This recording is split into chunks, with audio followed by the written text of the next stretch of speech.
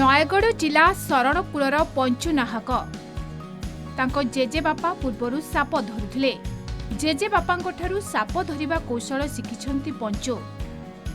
ଶରଣକୂଳ ଅଞ୍ଚଳରେ ଯାହା ଘରେ ସାପ ପଶେ ପଞ୍ଚୁକୁ ଖୋଜା ପଡ଼େ। ପଞ୍ଚୁ ତୁରନ୍ତ ପହଞ୍ଚି ସାପକୁ ଉଦ୍ଧାର କରି ସ୍ଥାନୀୟ ଜଙ୍ଗଲରେ ଛାଡ଼ନ୍ତି। ଯିଏ ଯାହା ପାରିଶ୍ରମିକ ଦେଲା ପଞ୍ଚୁ ଆଣନ୍ତି, ନଦେଲେ ମାଗନ୍ତି ନାହିଁ। ସେ 2000ରୁ ଅଧିକ ବିଷାକ୍ତ ଓ ବିଷହୀନ ସାପ ଧରି ଛାଡ଼ିଥିବା ପଞ୍ଚୁ କହିଛନ୍ତି।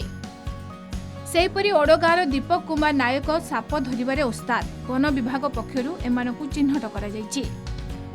ଆଜ୍ଞା ମତେ ଡାକି ଆସୁଛନ୍ତି, ମୁଁ ସାପ ଧରି ଯାଉଛି। ରାତି 12ଟାରେ ଡାକି ଆସୁଛନ୍ତି, 10ଟା ରାତିରେ ଡାକି ଆସୁଛନ୍ତି। ଘର ଭିତରେ ଥିବ, ଲୋକ ବାହାରେ ରହୁଛନ୍ତି ଭୟ କରିକି। ମୁଁ ଗଲା ମାନେ ଘରେ ଦରାଣ୍ଡିକି ଯେଉଁଠି ଅଛି ଧରିକିରି ଆଣିକି ନେଇକି ଜଙ୍ଗଲରେ ନେଇକିରି ଛାଡ଼ୁଛି, ନେଇକି ଝାଡ଼ସରି ଜଙ୍ଗଲରେ।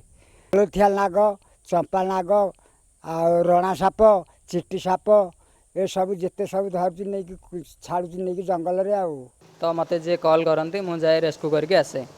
ଆଣିକି ଲୋକଙ୍କ ଘରେ ଯେତେବେଳେ ବସିଥିବ ମୁଁ ନେଇକି ଆସେ, ଆଣିକି ଜଙ୍ଗଲରେ ତାକୁ ରିଲିଜ୍ ମାରେ।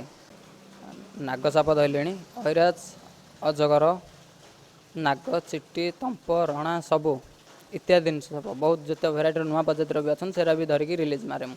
ଏଇଟା ଫରେଷ୍ଟ ଡିପାର୍ଟମେଣ୍ଟରେ କେହି ମଧ୍ୟ ନାହାନ୍ତି ସାପ ଧରିବା ପାଇଁ। ଆମେ ପଞ୍ଚୁ ଭାଇକି ଗଲୁ, ଆମର ସେ ହରିଜନ ସାହିକି ଡାକିକି ଧରିକି ଆସିଲୁ। ଆସିବା ପରେ ସେ ବହୁତ ସାପ ଆମର ସେ ଭିତରେ ବହୁତ ସମୟ ଯାଏଁ ବାହାରିଲା ନାହିଁ। ପଞ୍ଚୁ ଭାଇ ବହୁତ କଷ୍ଟ କରିକି ସାପଟିକୁ ଘରୁ ବାହାର କଲେ। ବିରାଟ ବଡ଼ାକା ତମ୍ପନାଗ, ତମ୍ପନାଗ ଦେଖି ଆମେ ଭୟଭୀତ ହେଇଗଲୁ। ତାଙ୍କୁ ସାପକୁ ଧରିକି ନେଇ ଆମ ଲଡ଼ୁବାଙ୍କ ପାଖରେ ଯେଉଁ ଭଣ୍ଡାର ମନ୍ଦିର ଭଣ୍ଡାର ମୁଣ୍ଡିଆ ନେଇ ଆମେ ସାପଟିକି ସୁରକ୍ଷିତ ଭାବରେ ନେଇକି ଛାଡ଼ିଦେଲୁ। ବର୍ଷା ଋତୁରେ ବହୁ ସାପ ଦେଖାଦିଅନ୍ତି। ବର୍ଷା ପାଣି ସାପ ଗାତରେ ଭର୍ତ୍ତି ହୋଇଯାଏ। ସାପ ବାହାରକୁ ବାହାରି ଆସେ। ଲୋକମାନେ ସାପକୁ ଦେଖିଲେ ବାଡ଼େଇ ଦିଅନ୍ତି, ଆଉ କିଏ ସାପ ଧରାଳୀଙ୍କ ସହଯୋଗ ନେଇଥାନ୍ତି। ଯଦି କାହାକୁ ସାପ କାମୁଡ଼େ ଗୁଣି ଗାରେଡ଼ି ଉପରେ ବିଶ୍ୱାସ ନ କରି ନିକଟସ୍ଥ ଡାକ୍ତରଖାନାରେ ଭର୍ତ୍ତି କରାନ୍ତୁ।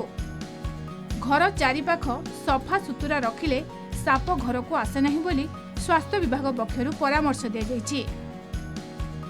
ସାପ କାହାର କ୍ଷତି କରେ ନାହିଁ। ସାପର କ୍ଷତି ଘଟାଇଲେ ସାପ କାମୁଡ଼େ। ସାପକୁ ନ ମାରି ସ୍ନେକ୍ ହେଲ୍ପଲାଇନର ସହାୟତା ନେବାକୁ ଜଙ୍ଗଲ ବିଭାଗ ପକ୍ଷରୁ କୁହାଯାଇଛି। ଯଦି ଘର ଭିତରେ ପଶିଲା ଏବଂ ଲୋକକୁ ଯଦି କାମୁଡ଼ିଲା, ସେମାନେ ତୁରନ୍ତ ସେ ଲୋକକୁ ମୋଟର ସାଇକେଲରେ ହଉ କାରରେ ହଉ ଧରିକି ଆଣି ଡାକ୍ତରଖାନାରେ ପହଞ୍ଚେଇବେ। ଡାକ୍ତରଖାନା କହିଲେ ଆମେ CSC ବା ତଦୁର୍ଦ୍ଧ୍ୱ ଡାକ୍ତରଖାନା ବୁଝିବା, ସବ୍ ଡିଭିଜନାଲ ହସ୍ପିଟାଲ କିମ୍ବା ଡିଷ୍ଟ୍ରିକ୍ଟ ହେଡକ୍ୱାର୍ଟର ହସ୍ପିଟାଲ।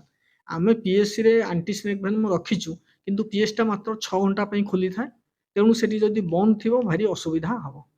ତେଣୁ CSଟା 24 ଘଣ୍ଟିଆ ଡାକ୍ତରଖାନା, ସେଠି ପହଞ୍ଚିବେ। ସାପ ଯଦି ଘର ଭିତରେ ପଶୁଛି ତାକୁ ସ୍ନେକ୍ ହେଲ୍ପଲାଇନ୍ ଆମର ନୟାଗଡ଼, ଆମର 22 ଜଣ ଲୋକ ଅଛନ୍ତି ଯେଉଁମାନେ କି ଆପ୍ଲିକେସନ୍ ଦେଇଛନ୍ତି ଆମର ସ୍ନେକ୍ ହ୍ୟାଣ୍ଡଲର୍ସ ଲିଷ୍ଟ ପାଇଁକି।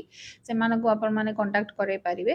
ଆଉ ନ ବାଡ଼େଇକି ନ ମାରିକି ସେମାନଙ୍କୁ କଣ୍ଟାକ୍ଟ କରନ୍ତୁ। ଆମର ରେଞ୍ଜ ଅଫିସର ମାନଙ୍କୁ କଣ୍ଟାକ୍ଟ କଲେ ମଧ୍ୟ ସେମାନଙ୍କୁ ପଠେଇକି ସେ ସାପକୁ ଧରାଇକିରି ଆମେ ଜଙ୍ଗଲରେ ଛାଡ଼ିବୁ। ନୟାଗଡ଼ରୁ ଦେବବ୍ରତ ନାୟକଙ୍କ ରିପୋର୍ଟ, କଳିଙ୍ଗ TV।